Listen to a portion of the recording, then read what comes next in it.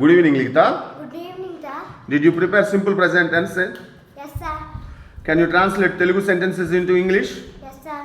Okay, say. నేను రోజు కాలేజీకి వెళ్తాను. I go to college every day.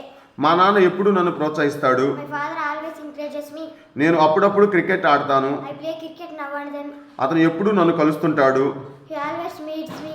నేను తరచుగా గుడికి వెళ్తుంటాను. I often go to temple.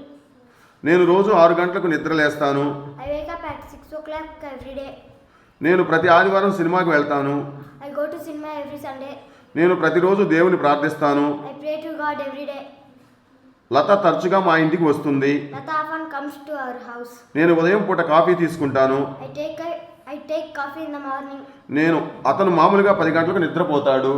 He usually goes to bed at 10 p.m. నేను దేవుని నమ్ముతాను. I believe in God. మా అమ్మ బాగా వంట చేస్తుంది. My mother cooks well.